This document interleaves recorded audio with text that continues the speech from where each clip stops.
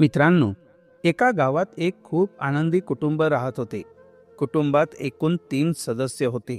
आई, वडील आणि त्यांचा मुलगा कुणाल. वडिलांचे नाव मोहनलाल होते. मोहनलाल शेती करून आपल्या कुटुंबाचा चांगल्या प्रकारे उदरनिर्वाह करत होते. त्यांच्याकडे जमीन होती आणि त्या जमिनीवर ते शेती करत होते. त्यातून उत्पादन झालेली पिके विकून पैसे मिळवत होते.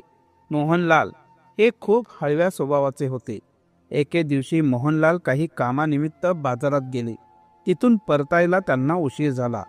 परत येताना त्यांचं लक्ष रस्त्याच्या कडेला खेळत असलेल्या एका लहानग्या मुलाकडे गेले. तो मुलगा इतका लहान होता की त्याला अजून व्यवस्थित बोलताही येत नव्हतं. तो फाटके मळके कपडे घालून तिथे खेळत होता. त्याच्या जवळच एक वृद्ध भिकारी बसलेला होता. मोहनलाल त्या मुलाला पाहून त्यांच्या जवळ गेले आणि त्या वृद्ध व्यक्तीशी बोलू लागले. त्यांनी त्या वृद्धाला विचारलं की हा मुलगा कोण आहे आणि इथे काय करत आहे. त्यावर ते वृद्ध व्यक्ती म्हणाले की मी खूप वृद्ध झालो आहे. या जगात माझं कोणीही नाही. मी भिक्षा मागून पोटाची खळगी भरण्याचा प्रयत्न करत आहे. हा मुलगाही या जगात एकटाच आहे. त्याचंही या जगात कोणी नाही. तो माझ्या सोबतच राहतो आणि मी भिक्षा मागून त्यालाही जेवायला घालतो. पण आता माझ्या मनात एक चिंता आहे की मी गेल्यानंतर या मुलाचं काय होणार. कारण मित्रांनो, भिकारीही खूप वृद्ध होता आणि त्याच्याकडे जास्त काळ शिल्लक नव्हता. म्हणून तो अशी चिंता व्यक्त करत होता. हे ऐकून मोहनलालजी त्या मुलाकडे आणि भिकाऱ्याकडे पाहू लागले. त्यांच्या मनात वेगवेगळे विचार येऊ लागले. थोड्या वेळाने मोहनलालजी त्या भिकाऱ्याला म्हणाले की जर तुम्हाला काही अडचण नसेल तर या मुलाला मी माझ्यासोबत घेऊन जाऊ शकतो का. माझ्याकडे गावात भरपूर जमीन आहे आणि मला एक मुलगाही आहे. मी याला माझा मुलगा मानून वाढवू इच्छितो. याला कुठल्याही प्रकारचा त्रास होणार नाही. भिकारी थोडा वेळ विचारात पडला. विचार केल्यानंतर त्याने मोहनलालला मुलाला घेऊन जाण्याची परवानगी दिली. मोहनलालजी त्या मुलाला आपल्या घरी घेऊन आले. घरी नेल्यानंतर त्यांनी आपल्या मुलासोबतच त्या मुलाचंही संगोपन करायला सुरुवात केली. त्या मुलाचं नाव दीपक ठेवण्यात आलं. तर मोहनलालजी यांचा मूळ मुलगा कुणाल होता. यामुळे मोठ्या भावाचं नाव कुणाल आणि छोट्या भावाचं नाव दीपक असं ठरलं. मोहनलालजी आणि त्यांची बायको या दोघांनीही या दोन्ही मुलांची चांगल्या प्रकारे काळजी घेण्यास सुरुवात केली. हळूहळू 1 वर्ष कसं गेलं ते कळलंच नाही. मात्र एका वर्षानंतर मोहनलालजींच्या बायकोचं एका आजारामुळे निधन झालं. बायकोच्या जाण्याने मोहनलालजी खूप दुःखी झाले.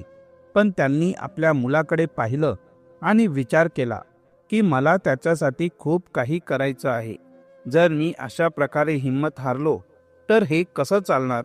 असं विचार करत मोहनलालजी आपल्या मुलांकडे पाहतात आणि शेती कामात परिश्रमाने लागतात. ते मुलांना शिकवायला आणि वाढवायला सुरुवात करतात. हळूहळू वेळ असाच निघून जातो आणि मोठ्या मुलाचं कुणालचं शिक्षण पूर्ण होतं. शिक्षण पूर्ण झाल्यानंतर कुणाल एका कंपनीत नोकरी करू लागतो. लहान मुलगा दीपक अजूनही शिक्षण घेत होता. कारण त्याचं शिक्षण उशिरा सुरू झालं होतं. त्यामुळे त्याला शिक्षण पूर्ण करायला अजून वेळ लागणार होता. मोहनलालजी विचार करतात की मोठ्या मुलाचं लग्न करून दिलं तर घरात स्वयंपाक करण्यासाठी एक महिला येईल आणि त्यांना थोडीफार मोकळीक मिळेल. कारण आत्तापर्यंत मोहनलालजी स्वतःच स्वयंपाक करत होते आणि आपल्या मुलांना आनंदाने वाढवत होते. मोठा मुलगा संध्याकाळी कंपनीत नोकरी करू लागल्यानंतर मोहनलालजी कुणालशी लग्नाबद्दल बोलतात आणि म्हणतात की बाळा, आता तू मोठा झालास. मला वाटतं की तुझं लग्न व्हायला हवं. कुणालला वडिलांचे विचार पटतात. तो म्हणतो की ठीक आहे बाबा, जर तुम्हाला हे योग्य वाटत असेल तर मी लग्नासाठी तयार आहे. यानंतर मोहनलाल कुणालसाठी मुलगी शोधू लागतात. शोध घेतल्यानंतर त्यांना सोनम नावाची मुलगी मिळते. मोहनलालजी कुणालचं लग्न सोनम सोबत ठरवतात. काही दिवसांनी योग्य मुहूर्त पाहून कुणाल आणि सोनमचं लग्न होतं. सोनम लग्न करून कुणालच्या घरी येते. सुरुवातीला सर्व काही खूप छान चालतं. सोनम सासरी आल्यावर आपल्या सासऱ्यांची सेवा करत असते. लहान दिराचा आदर करते आणि आपल्या नवऱ्याच्या आज्ञांचं पालनही करते. ती घरात चांगल्या प्रकारे राहायची, ज्यामुळे संपूर्ण कुटुंब खूप आनंदी होतं. पण जसजसा वेळ गेला तसं एक दिवस कुणाल आपल्या बायको सोनमला दीपकची संपूर्ण खरी गोष्ट सांगतो. सोनम ही गोष्ट ऐकताच तिच्या मनात वेगवेगळे विचार येऊ लागतात. ती विचार करते की माझ्या नवऱ्याच्या मालमत्तेतून अर्धा हिस्सा हा मुलगा घेईल आणि हा तर माझ्या सासऱ्यांचा खराखुरा मुलगाही नाही. हा विचार करत सोनम हळूहळू आपलं खरं रूप दाखवायला लागते. दरम्यान कुणाल आपल्या नोकरीसाठी जात असायचा, तर दीपक आपल्या वडिलांना शेती कामात मदत करत होता. त्याच्यासोबत त्याचं शिक्षणही चालू होतं. एके दिवशी मोहनलालजी दीपकला सांगतात की तू गावात जाऊन खत घेऊन ये. सकाळी लवकर उठून दीपक खताच्या दुकानाकडे जातो आणि खताबद्दल विचारतो, पण दुकानदार सांगतो की खत सध्या उपलब्ध नाही आणि 2 दिवसांनी मिळेल. हे ऐकल्यानंतर दीपक परत घरी येतो आणि घरी आल्यावर बघतो की घरी मोहनलालजी नसतात. त्यामुळे तो आपल्या वहिनी सोनमला सांगतो की बाबा आले की त्यांना सांगा, दुकानदार म्हणाला आहे की खत 2 दिवसांनी मिळेल आणि बाजारातही कुठल्याही दुकानात मिळालं नाही. असं सांगून दीपक कॉलेजला निघून जातो आणि अभ्यासाला लागतो. त्याच्या जाण्यानंतर काही वेळाने मोहनलालजी घरी येतात. घरी आल्यानंतर ते आपल्या सुनेला विचारतात की बाळा, दीपक खत घेऊन आला नाही का? तो कुठे आहे? आता सोनम विचार करू लागते की ही चांगली संधी आहे दीपकला वडिलांच्या नजरेत निष्क्रिय दाखवण्यासाठी. ती सांगते की बाबा, तो तर कॉलेजला निघूनही गेला आणि याबद्दल मला काहीच सांगितलं नाही त्याने. हे ऐकून मोहनलालजी यांना थोडा राग येतो आणि ते घरी थांबून दीपकची वाट पाहू लागतात. काही वेळाने कॉलेज सुटल्यानंतर दीपक घरी परततो. तो घरी आल्या आल्या मोहनलालजी त्याच्यावर ओरडू लागतात की नालायका, मी तुला खत आणायला सांगितलं होतं ना, पण तू आणायला गेलाच नाहीस. दीपक सांगतो की नाही बाबा, तसं काही नाही. मी सकाळी लवकरच खताच्या दुकानात गेलो होतो, पण तिथल्या दुकानदाराने सांगितलं की 2 दिवसांनी खत मिळेल, म्हणूनच तर मी कॉलेजला निघून गेलो. 2 दिवसांनी खत मिळालं की शेती करू, असा विचार करून मी कॉलेजला निघून गेलो होतो. तेवढ्यात कुणालची बायको सोनम तिथे येते. ती मनात विचार करू लागली की दीपक हे सांगू नये की त्याने वहिनीला आधीच हे सांगितलं होतं. ती लगेचच म्हणते की बाबा, बाजारात दुसऱ्या दुकानातही तर खत मिळू शकतं. दुसऱ्या दुकानात जाऊन विचारायला काय हरकत होती? दीपक सोनमकडे पाहतो आणि मनात विचार करू लागतो. मोहनलालही सुनेच्या बोलण्याला पाठिंबा देतात आणि म्हणतात की हो बाळा, बरोबर बोलतेस. जर एका दुकानात खत मिळालं नाही तर दुसऱ्या दुकानात जाऊन विचारायला हवं होतं. पुढे मोहनलालजी चिडत म्हणतात की बाजारात एकच दुकान थोडी आहे, तुला कळत नाही का? असं म्हणत ते दीपकवर हात उचलू लागतात. दीपक चुपचाप उभा राहून मार सहन करत असतो. हे बघून त्याची वहिनी सोनम मनातल्या मनात खूप आनंदित होते आणि विचार करते की चला, बरोबर टोला बसला, आजपासून सुरुवात झाली. त्यानंतर सोनमला जेव्हा जेव्हा वेळ मिळायचा तेव्हा ती दीपकची कान उघडणी करू लागली होती आणि वडिलांकडून त्याला ओरडा खाऊ घालत होती. एके दिवशी दीपकला सकाळीच कॉलेजला जावं लागत होतं. त्यामुळे दीपक जेवण होण्याच्या आधीच कॉलेजला निघून गेला आणि तिथले काम करू लागला. काम आटोपल्यानंतर तो परत घरी आला आणि वहिनीकडे जेवण मागू लागला. सोनम त्याला म्हणाली की जेवण तर संपलंय. दीपक म्हणतो की वहिनी, खूप भूक लागली आहे. आज कॉलेजलाही खूप काम होतं आणि वेळही खूप झाला आहे. कृपया माझ्यासाठी थोडंसं जेवण बनवून द्या. हे ऐकून सोनम चिडून मोठ्या आवाजात म्हणते, मी काही दिवसभर फक्त स्वयंपाकच करायचा का? घरात अजून खूप कामं असतात. मी जेवण बनवणार नाही. इतक्यातच मोहनलालजी तिथे येतात आणि सोनमला विचारतात की बाळा, काय झालं? सोनम लगेचच उत्तर देते की बाबा, जेव्हा जेवण बनवलं होतं तेव्हा हा घरी नव्हता. आता आला आहे आणि जेवण मागतोय. मी दिवसभर फक्त स्वयंपाकच करायचा का? हे ऐकून मोहनलालजी यांना खूप राग येतो आणि ते दीपकला म्हणतात की आता तुला संध्याकाळीच जेवण मिळेल, इथून निघून जा. कारण मोहनलालजी आता दररोज दीपकवरती रागवत होते आणि मोहनलालजी यांची सून त्यांचे रोज कान भरत होती. हळूहळू वेळ जात राहतो आणि दीपक सतत अशा परिस्थितीला सामोरा जात राहतो. एके दिवशी दीपक आपल्या खोलीत बसून अभ्यास करत होता. त्याने वहिनीला आधीच सांगितलं होतं की जर कोणी मला आवाज दिला तर मला सांगा. इतक्यात मोहनलालजी तिथे येतात आणि दीपकला आवाज देऊ लागतात. मात्र दीपकने दरवाजा बंद केल्यामुळे त्याला आवाज ऐकू जात नाही. खूप वेळ आवाज देताना पाहून सोनमच्या डोक्यात विचार येतो की आज चांगला दिवस आहे दीपकबद्दल भडकवण्याचा. तेवढ्यात सोनम बाहेर येते आणि मोहनलालजी यांना सांगते की बाबा, तो अभ्यास करत आहे आणि त्याने मला सांगितलं आहे की कोणीही आलं तरी मला त्रास देऊ नका. हे ऐकताच मोहनलालजी यांना राग येतो आणि ते थेट दीपकच्या खोलीत जातात. आज जाऊन ते दीपकला धमकावत म्हणतात की तुला यासाठी मी वाढवलं आहे का की तू इथे बसून फक्त अभ्यास करत राहशील आणि मी शेतात एकटाच काम करत राहीन. किती वेळेपासून मी तुला आवाज देतोय, तुला ऐकू येत नाही का? दीपक म्हणतो की बाबा, दरवाजा बंद होता त्यामुळे मला काही ऐकू आलं नाही. पण जर तुम्ही काही बोललात आणि मी ऐकलं नाही असं होऊच शकत नाही. हे ऐकताच मोहनलालजी अधिकच रागाने म्हणतात की तू यांच्या लायकच नाहीस. इतक्यात दीपकचा मोठा भाऊ कुणाल तिथे येतो. सगळी परिस्थिती पाहून तो लगेच लक्षात घेतो की बाबा आता काय बोलणार आहेत. तो त्यांना थांबवण्याचा प्रयत्न करतो पण त्याची बायको सोनम त्याला थांबवते आणि म्हणते की जे काही चाललं आहे ते चालू द्या, तुम्ही मध्ये अजिबात बोलू नका. असं म्हणत सोनम कुणालला थांबवते. रागाच्या भरात म्हणतात की तू आमचा मुलगा नाहीस म्हणूनच तू माझं ऐकत नाहीस आणि फक्त अभ्यासात गुंतलेला राहतोस. जर तू आमच्या खऱ्या रक्ताचा असतास तर असं कधीच केलं नसतं. तुला आम्ही रस्त्यावरून उचलून आणलं आहे. आता हे ऐकून दीपक आश्चर्यचकित होतो आणि म्हणतो की बाबा, असं काही म्हणू नका. हे तुम्ही काय बोलताय? बाबा, सांगा की ही गोष्ट खोटी आहे. मी तुमचाच मुलगा आहे.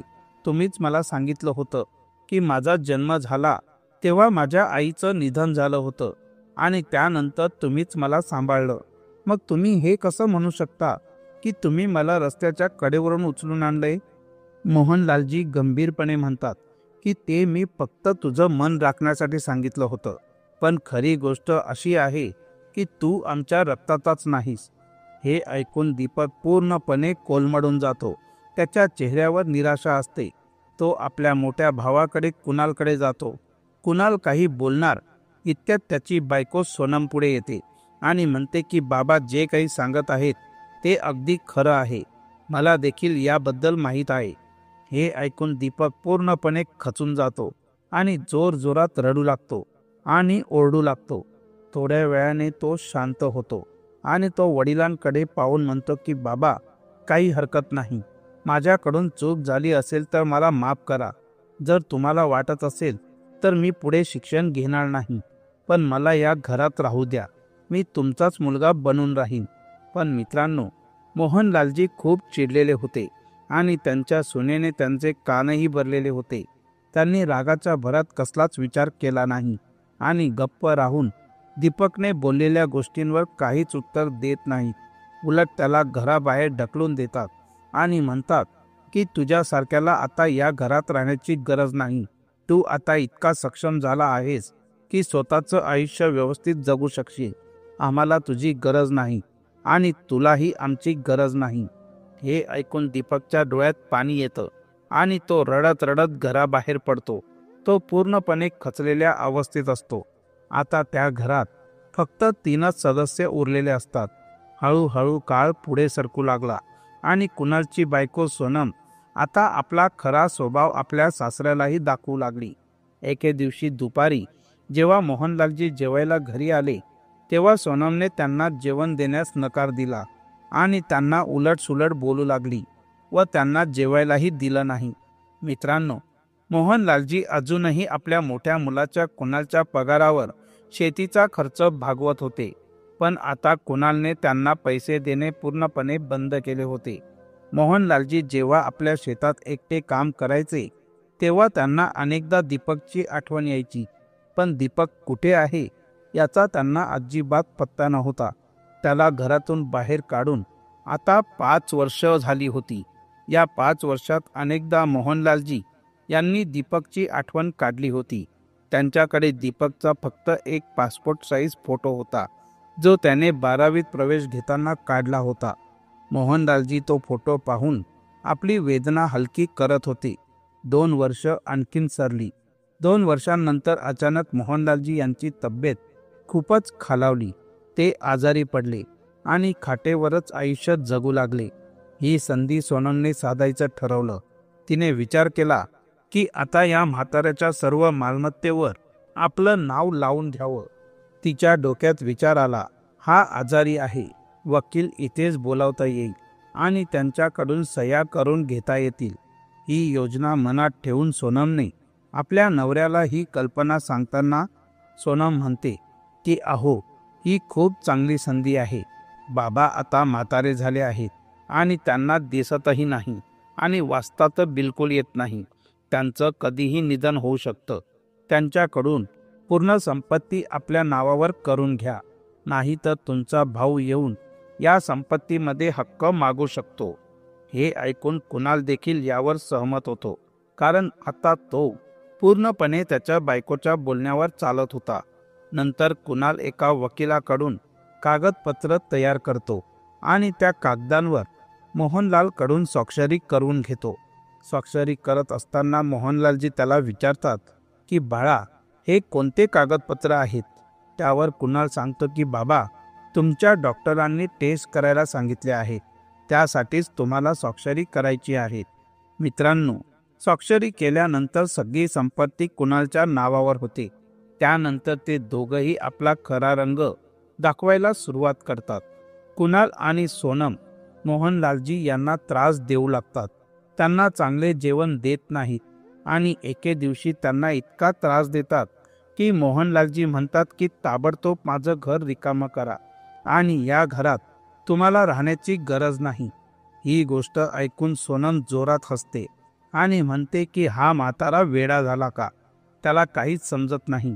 ज्या घरात तो उभा आहे आता ते घर आमच्या नावावर आहे आणि ज्या जमिनीला तो आपली समजत आहे तीही आमच्याच नावावर आहे. ही गोष्ट ऐकून मोहनलालजी यांना धक्काच बसतो आणि या गोष्टीने खूपच हताश होतात. त्यांना फारच दुःख होतं. तरीही ते आपल्या मुलाला म्हणतात की बाळा, जर इतकीच घाई झाली होती संपत्ती आपल्या नावावर करून घेण्याची, तर तू माझ्या मरणाची वाट पाहू शकला असतास. मी या जगातून गेल्यानंतर मग ही संपत्ती तुझ्याच नावावर झाली असती. ही संपत्ती मी सोबत घेऊन जाणार नव्हतो वरती. त्यावर कुणाल म्हणतो की बाबा, आता तुम्हाला वृद्धापनात काय हवंय? संपत्ती कशासाठी हवी आहे? तुम्ही काय करणार आहात तिच्याशी? 2 वेळचं जेवण भेटतंय ना तुम्हाला? 2 वेळचं जेवण खा आणि एका कोपऱ्यात पडून राहा. हे ऐकून मोहनलालजी यांच्या डोळ्यात पाणी येतं आणि आत्ता त्यांच्या सहनशक्ती बाहेरचं झालं होतं. त्यावर मोहनलालजी उत्तर देत म्हणतात की तुमच्या या उपकारापेक्षा चांगलं आहे की मी कुठे जाऊन भीक मागून खाऊ, पण अशा वातावरणात तुमच्या टोमणे ऐकून जेवण करणे माझ्यासाठी शक्य नाही. असं म्हणून मोहनलालजी आपलं सामान बांधून त्या घराला सोडून निघून जातात. त्यांचा मुलगा कुणाल एकदा त्यांना थांबवण्याचा प्रयत्न करतो, पण त्यांची बायको सोनम त्याला थांबवते आणि म्हणते की त्यांना जाऊ द्या. मला माहीत आहे काही दिवस धक्के खाल्ल्यानंतर परत इथेच येतील. तुम्हाला काही चिंता करायची गरज नाही. नंतर मोहनलालजी घर सोडून आपल्या जवळच्या शहरात इकडे तिकडे भटकू लागतात. भटकता भटकता ते आपल्या मुलाचा फोटो पाहत असतात आणि तितक्यात अचानक एक बाईकस्वार त्यांच्याशी धडकतो. धडकल्यानंतर फोटो त्यांच्या हातून खाली पडतो आणि बाईकस्वार त्यांना ओरडतो, आंधळा आहेस का? दिसत नाही का? त्यावर मोहनलालजी म्हणतात की हो बाळा, मी आंधळाच आहे. मला काहीच समजत नाही. तुमचं काही चूक नाही. ही चूक माझीच आहे. असं म्हणून ते फोटो उचलू लागतात. बाईकस्वार तो फोटो पाहून पुढे जातो आणि अचानक त्याने मोहनलालजी यांना थांबून विचारलं की तुम्ही कोण आहात? तुम्ही कुठून आला आहात? मोहनलालजी सांगतात की माझं नाव मोहनलाल आहे मी इथे माझ्या लहान मुलाला शोधण्यासाठी आलो आहे. त्यावर बाईकस्वार म्हणतो की मी तुम्हाला तुमच्या मुलाला भेटवू शकतो, पण त्यासाठी तुम्हाला माझ्यासोबत यावं लागेल. आणि मग मोहनलालजी त्या दोन्ही मुलांसोबत जातात आणि ते दोन्ही मुलं बाईक घेऊन एका मोठ्या घराजवळ जाऊन थांबतात. ते घर खूप मोठं होतं. त्या घरासमोर महागड्या गाड्या होत्या आणि बाईकही उभ्या होत्या आणि घराची सजावटही खूप चांगली केली होती. मित्रांनो, ते घर दुसरं कोणाचं नसून दीपकचं होतं. एक मुलगा घराच्या आत जातो आणि दीपकला सांगतो की तुमचे बाबा तुम्हाला शोधत इथे आले आहेत. हे ऐकून दीपक धावतच बाहेर येतो आणि आपल्या वडिलांच्या गळ्यात आपला हात घालून त्यांना मिठी मारतो आणि रडतो आणि म्हणतो की बाबा, अखेर तुम्ही माझ्या जवळ आलेच. मोहनलालजी त्याला सांगतात की बाळा, तू इथे असं कसं? तुला मी घरातून काढून टाकलं होतं, पण तू इतका मोठा माणूस कसा झालास? त्यावर दीपक आपली संपूर्ण कथा त्यांना सांगतो. तो म्हणतो की बाबा, जेव्हा तुम्ही मला घरातून काढून टाकलं होतं तेव्हा मी एका ठिकाणी नोकरी सुरू केली. काही काळ नोकरी केल्यानंतर मी स्वतःचा छोटासा पाणी विकण्याचा व्यवसाय सुरू केला होता.